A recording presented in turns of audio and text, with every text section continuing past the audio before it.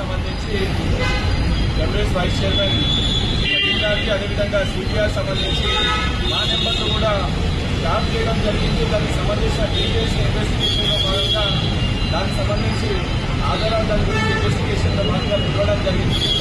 ఈరోజు మాట్లాడుతుంటే వాళ్ళకి ఏదైతే జరిగిన విషయాలు ఏ నెంబర్స్ అయితే వాళ్ళు ట్యాప్ చేసిరో దాన్ని చూస్తుంటే రాజకీయం కోసం ఎంత నీచానికి టీఆర్ఎస్ పార్టీ నాయకులు ఆలోచన సహకరించిన కొంతమంది అధికారులు దిగజారిలో చాలా ఒక బాధ అనిపిస్తుంది.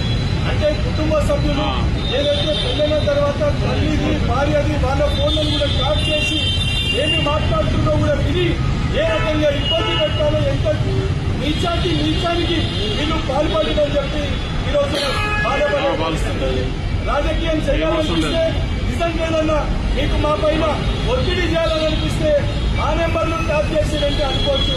ఈరోజు మా వైస్ చైర్మన్ గారు అదేవిధంగా వారి యొక్క భావి ఫోన్ మీద ట్యాప్ చేసి ఏమి మాట్లాడుతున్నారు ఏమి సంభాషణ జరిగిందని చెప్పి ఇన్ని ఇబ్బంది పెట్టి బ్లాక్మెయిల్ చేసి అధికారంలో ఉండాలని ఒక దురుద్దేశంతో పాల్పడిందంటే ఈరోజు వాళ్ళపైన కఠినమైన చర్యలు తీసుకుంటుంది ఒక ముఖ్యమంత్రి గారు అదేవిధంగా ప్రభుత్వము వారిపైన కఠినమైన చర్యలు తీసుకొని ఇటువంటి యొక్క చర్యలకి పాల్పడ్డ అధికారుల పైన ఏదైతే కఠినమైన చర్యలు ఉండాలని చెప్పి గౌరవ ముఖ్యమంత్రి గారిని కూడా కోరడం జరుగుతుంది.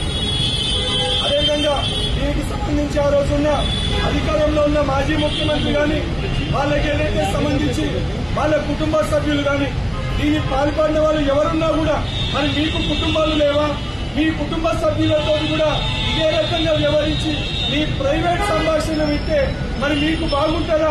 అటువంటి చర్యలకి పాల్పడే ముందు మేము ఏమి చేస్తున్నాము, ఇది చేయడం కరెక్టా కాదా అని కనీసం ఇంగిత జ్ఞానం లేకుండా వ్యవహరించిన వారికి బుద్ధి రావాలి, బుద్ధి తెచ్చుకోవాలి అని చెప్పి కూడా కోరుతున్నాను.